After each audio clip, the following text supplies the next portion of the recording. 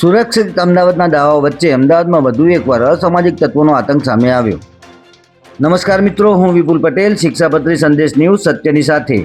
એક નજર આજના મુખ્ય સમાચાર પર. સુરક્ષિત અમદાવાદના દાવાઓ વચ્ચે અમદાવાદના મણિનગર વિસ્તારમાં ફરી એકવાર અસામાજિક તત્વોનો આતંક સામે આવ્યો છે. પ્રાપ્ત માહિતી અનુસાર કેટલાક શખ્સો નાસ્તો કરવા આવ્યા હતા અને નાસ્તો કર્યા બાદ લારીવાળાને પૈસા આપ્યા ન હતા, જે બાબતે રકઝક થતાં અસામાજિક તત્વોએ લારી ચલાવનાર દ્રષ્ટાંત મોદી અને તેના મિત્ર અભયસિંહ સાથે ઝઘડો કરી માર માર્યો હતો. મામલો ઉગ્ર બનતા બંને યુવકો જીવ બચાવવા માટે ત્યાંથી ભાગી રહ્યા હતા, ત્યારે 4 થી 5 આરોપીઓ તેમની પાછળ દોડ્યા હતા અને બંને પર જીવલેણ હુમલો કર્યો હતો. ત્યારે સમગ્ર ઘટનાના સીસીટીવીને હાલ સોશિયલ મીડિયા પર ખૂબ વાયરલ થઈ રહ્યા છે.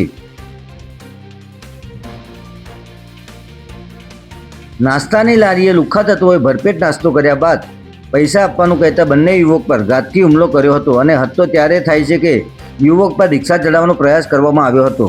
ગંભીર રીતે ઘાયલ એક યુવક એલજી હોસ્પિટલમાં સારવાર અર્થે ખસેડવામાં આવ્યો હતો. ત્યારે ઘટનાની જાણ થતાં મણિનગર પોલીસનો કાફલો ઘટના સ્થળે પહોંચ્યો હતો અને ગુનો નોંધી તપાસ હાથ ધરવામાં આવી છે. ત્યારે ગુંડાઓની હિંમત દિવસે ને દિવસે કેમ વધી રહી છે અને આવા લુખ્ખા તત્વો સામે દાખલારૂપ કાર્યવાહી થશે કે કેમ, તેવા અનેકો સવાલ જાગૃત જનતામાં ઉઠી રહ્યા છે.